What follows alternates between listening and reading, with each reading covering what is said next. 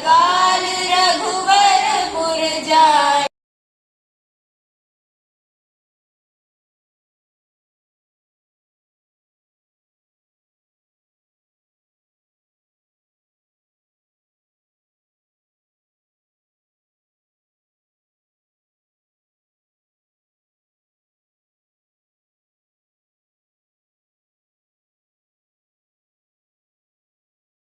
राम राम जय श्री राम।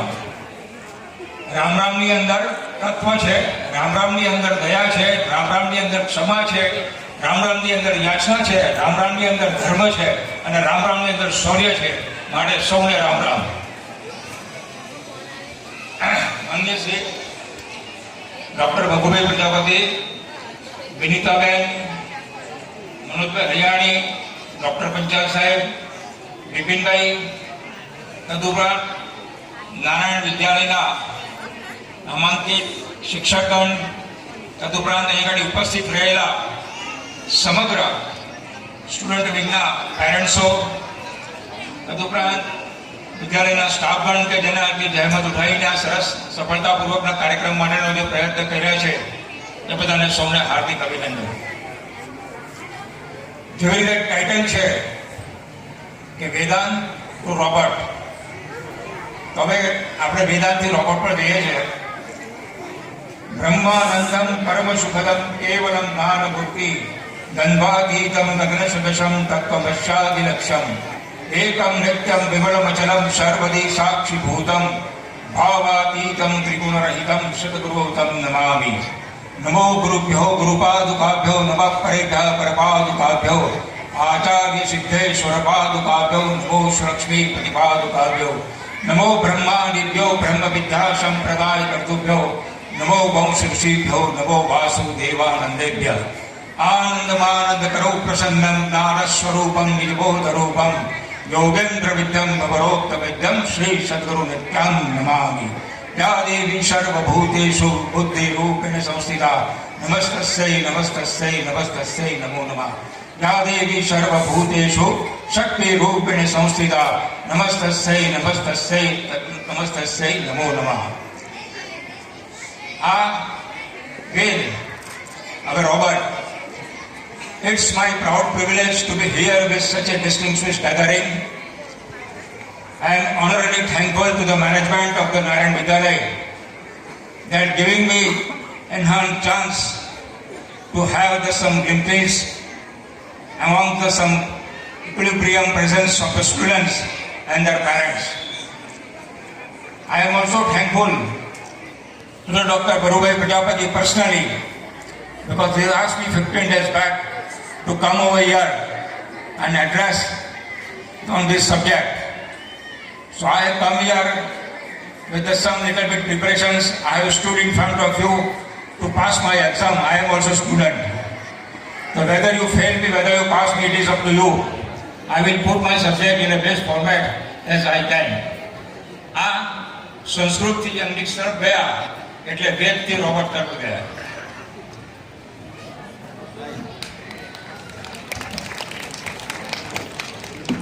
હવે આજે ગીતા જયંતિ પણ છે અને તદુપરાંત હમણાં જે છેલ્લી જે કૃતિ આવી, છેલ્લીની પહેલાની જે કૃતિ હતી 22મી તારીખે ભગવાન શ્રી રામના પ્રાણ પ્રતિષ્ઠા મહોત્સવના સંદર્ભમાં જાન્યુઆરી 22, 2024ના રોજ અયોધ્યામાં જે રામોત્સવ અને રામ પ્રતિષ્ઠા મહોત્સવ થવા જઈ રહ્યો છે એના માટેનું સમગ્ર વિશ્વેન્દુ પરિષદ અને સંઘ પરિવાર તરફથી જે યોજના બની છે તેનો પણ એક વિષય હું થોડોક સંક્ષિપ્તમાં લઈશ। આપણે ગીતા જયંતિ જીવનમાં પ્રત્યેક પ્રશ્નોનું, પ્રત્યેક સમસ્યાઓનું જો નિરાકરણ હોય તો એ ગીતામાં છે। તો ગીતા એટલે શું?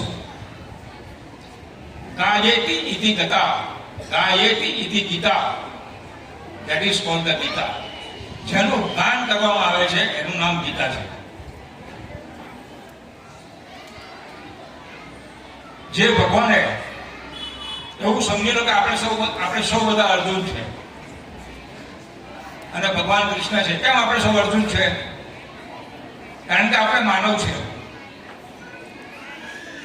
માનવ છે, અને આપણે ઘણી બધી સમસ્યાઓથી, ઘણી બધી માયાઓથી ઘેરાયેલા છે. એટલે આપણને બોધ કોણ આપે? આ બધી માયામાંથી નીકળવા માટેનો, આ બધી સમસ્યાઓમાંથી માર્ગ શોધવાનો આપણને માર્ગ કોણ બતાવે? કે ભગવાન કૃષ્ણ. તો એવી રીતે જ્યારે અર્જુનની માનસિક સ્થિતિ એવી નિર્માણ થઈ કે જ્યારે એને યુદ્ધ કરવાની ના પાડી, ત્યારે બે દ્રષ્ટાંત તમારી સમક્ષ મૂકું છું. ગુરુ દ્રોણાચાર્ય એટલે કે દ્વૈત, અને ભીષ્મ પિતા એટલે કે ભ્રાંતિ. જ્યાં ગાડી દ્વૈત અને જ્યાં ગાડી ભ્રાંતિ છે. દ્વૈત અને ભ્રાંતિ એટલે શું? જ્યાં ગાડી બે શબ્દ છે, શ્યામ, રામ, સીતા, શિવ, તો એ અદ્વૈત છે. પણ દ્વૈત ક્યાં છે? પત્ની, પતિ, છોકરા, કાકા, કાકી, કાકા. જ્યાં ગાડી માત્ર કાનો લાગ્યા ત્યાં ગાડી દ્વૈત નિર્માણ થયો. ત્યાં ગાડી તમે બંધનમાં આવ્યા, ત્યાં ગાડી તમારા સંબંધ બંધા. જ્યાં ગાડી તમારા સંબંધ બંધા ત્યાં ગાડી તમારા બંધનમાં આવ્યા. તો જ્યાં ગાડી દ્રોણાચાર્ય એટલે કે જેમની અંદર એ દ્રોણાચાર્ય ગુરુ હતા અને ગુરુની અંદર તત્વ રહેલું, જ્યાં સુધી એ ગુરુ તત્વનું ભાન અર્જુનના છે ત્યાં સુધી અર્જુનનો ભેદ નથી કરી શકતો. અને જ્યાં સુધી ભીષ્મ પિતાની અંદર વડીલ તરીકે, બાપ દાદા તરીકેનો એમની અંદર ભાવ છે ત્યાં સુધી એ ભ્રાંતિનો પણ એ ભેદ નથી કરી શકતો. તો આ ભ્રાંતિમાંથી અને આ દ્વેષમાંથી કાઢવાનું કામ કોણ કરે છે? ગીતા કરે છે, એટલે કે કૃષ્ણ કરે છે. આપણે સૌએ સમજવાની જરૂર છે. આપણે સૌએ સમજવાની જરૂર છે કે આપણે ઘણી બધી સમસ્યાઓથી આપણું સમગ્ર સમાજ, સમગ્ર કુટુંબ, સમગ્ર દેશ અત્યારના એક અર્જુન અવસ્થામાં છે. તો આપણે શું કરવાનું છે? શું ફરક છે? ગતિ દિશા વિહીન છે અને પ્રગતિ દિશા સાથેની છે. અલ્પેશભાઈ ફિઝિક્સમાં સારું સમજી શકશે પ્રગતિની ગતિમાં. કારણ કે અત્યારના એક પદને શું અધ્યાય વાંચવા જેવું છે. એનું ટાઇટલ લખવું હોય તો લખી દે, એટોમિક હેબિટ. એને લખવું હોય તો લખી દે. અત્યારે પબ્લિક થયું છે એટોમિક હેબિટ. એ એટોમિક હેબિટ એ આપણા વેદ, રામાયણ અને મહાભારતના નાની નાની વાર્તાઓ પરથી આપણી અંદર શું ટેવો રહેલી છે અને આપણી અંદર શું ટેવો રહેલી છે એને થોડું થોડું ધ્યાન આપીને કેવી રીતે આપણે પ્રગતિ સાધી શકીએ છીએ એની પર આખી બુક છે. It is called to be atomic habit. તો જેવી રીતે તમારી આગળ ભગવાન શ્રી રામ, ભગવાન શ્રી કૃષ્ણ, રામાયણ અને ગીતા એનું એક સંક્ષિપ્તમાં એક વિવરણ મૂક્યું છે. આપણે નૈતિક મૂલ્ય આધારિત જો સોસાયટી ઊભી નહીં કરીએ, સમાજ ઊભું નહીં કરીએ, સમાજને વ્યવસ્થા નહીં આપીએ તો આપણી કોઈ પ્રગતિ નથી. આજના છોકરાઓને એક બીજું વાક્ય છે, સુશીલમ માતૃ પુણ્ય છે, પિતૃ પુણ્ય છે બુદ્ધિ અને સ્વ પુણ્ય છે પ્રારબ્ધ. માતાના પુણ્ય થકી બાળકનું તેજ નક્કી થાય છે. પિતાના પુણ્ય થકી બાળકની બુદ્ધિ આવે છે અને પોતાના પુણ્ય થકી એનું પ્રારબ્ધ બને છે. જો આ fundamental principles of the how to live the life એ જો તમને ખબર નહીં પડે તો છોકરાઓને સાચી દિશા નહીં આપી શકે. તો નાની નાની વાર્તાઓથી, નાનાઓના માધ્યમ થકી હું તમારી આગળ એક અચૂકની વાત મૂકું છું. એક બે સંત વિચારણા કરી રહ્યા હતા અને નદીના કિનારે બે જણા ભેગા થયા. નદીના કિનારે બે જણા ભેગા થઈ ગયા. હવે નદી પાર કરવી હતી. બે સંતો સમર્થ હતા અને સક્ષમ હતા, બધી યુદ્ધે જાણતા હતા. એક સંતે પોતાની શક્તિ અને મંત્ર પ્રયોગથી નદી ઉપર ચાલીને સમરવાર ગયા. બીજા સંત પણ ચાલી શકતા હતા પણ એ ગયા નહીં અને નાવડીની રાહ જોઈ. અને પોતે નાવડીમાં બેસીને ગયા. પણ જ્યારે આવ્યા ત્યારે એ પણ ચાલીને આવ્યા. એટલા માટે કે ભાઈ શક્તિ છે પણ શક્તિનો દુરુપયોગ ના થાય. કહેવાનું તાત્પર્ય શું છે કે જીવનના મૂલ્યો અને જીવન પદ્ધતિ, જીવો જીવશે જીવનમ અને જીવો જીવશે કારણમ, આ જે બે સિદ્ધાંત છે એ પણ ઉપનિષદમાં છે. જીવો જીવશે જીવનમ, તમારું જીવન પદ્ધતિ એવી રીતે વિકસાવો કે જે બીજાનો ઉપયોગી થાય. અને જીવો જીવસ કારણમ એ સિદ્ધાંત પ્રાણી સૃષ્ટિનો છે. મોટો નાનાને મારે, નાનો એનાથી નાનાને મારે, નાનો એનાથી નાના મારે પોતાની પ્રાણી સૃષ્ટિ બચાવી રાખે. તો તમારે કયા સિદ્ધાંત ઉપર ચાલવું છે? એ સિદ્ધાંત ઉપર આપણે જીવો જીવસ જીવનનો સિદ્ધાંત આપણે જીવનમાં ઉતારીએ એ ખૂબ જ જરૂરિયાત છે. આજે સર્વપલ્લી રાધાકૃષ્ણનું એને કંઈ વાક્ય કોટ કરીશ. Great educationalist. Science has taught us how to fly in the sky. American-based machinery has taught us how to rule the world. Britishers, with their speculative brain, has taught us how to rule the world. Germany, with their logical science, has taught us how to establish the rule. Russia has taught us how to rule the world with their enormous speculative power. But there is only one country in the world who has taught us how to live like a man, that is India. મનુષ્ય તરીકે જીવવું કેવી રીતે, જો એ શીખવું હોય તો ભારતની આદિ સંસ્કૃતિ છે. એ સંસ્કૃતિના મૂળ વેદમાં છે. રોબોટ એ તો extension, it's extension form of the knowledge. એ અંતિમ નથી, એ તો એક સાધન છે. જેવી રીતે શરીર પણ એક સાધન છે, પણ સાધ્ય અલગ છે.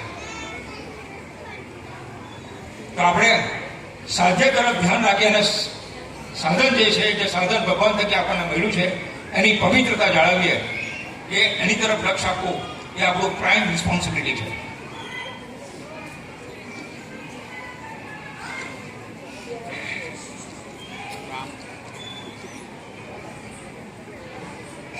રોબોટ એટલે શું? રોબોટ એટલે કે ચોક્કસ પ્રયોજન, ચોક્કસ organise human being, which is, દરેક નાના છોકરાઓને ખબર હશે કે તમે ઘરની અંદર નાના નાના ડ્રોન તમે ઉડાવતા હશો. તમારા હાથમાં રિમોટ હશે અને તમે ડ્રોન ઉડાવતા હશો.